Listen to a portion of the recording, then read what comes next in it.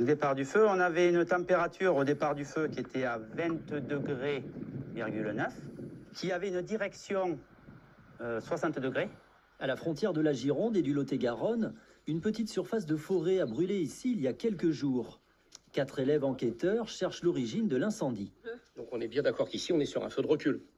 Après, à mon sens, il va falloir que derrière, on voit les indicateurs, qu'on valide sur les indicateurs. Puisqu'ils protègent là-bas, c'est ce que tu es en train de dire. Ce que je veux dire, Ils sont forestiers, gendarmes et pompiers et veulent intégrer une cellule de recherche des causes et circonstances des incendies.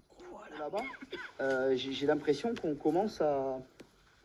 Je sais pas, j'arrive pas à l'expliquer, mais j'ai juste un doute, quoi. En concertant leurs connaissances, ils progressent rapidement dans l'enquête, indice après indice. En voyant que cette phase est exposée et cette phase est plutôt protégée. Donc ça, c'est la notion de protection et d'exposition qui va nous permettre de clairement imaginer que le feu venait de là-bas et s'est propagé dans cette direction. Juste à côté de la parcelle, près d'une habitation, une hypothèse est formée. L'incendie était accidentel. Donc on peut imaginer un poêle ou un insert ouvert.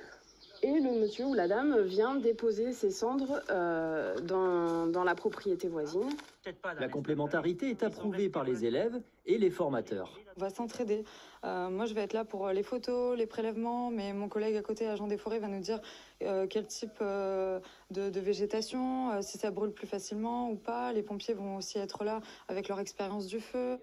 Ce type de cellule d'investigation a fait ses preuves dans le sud-est et aura son utilité en Nouvelle-Aquitaine.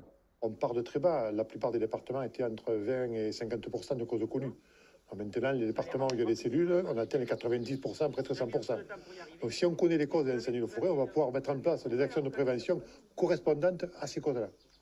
Depuis 2 ans, une centaine d'enquêteurs ont déjà été formés dans toute la région.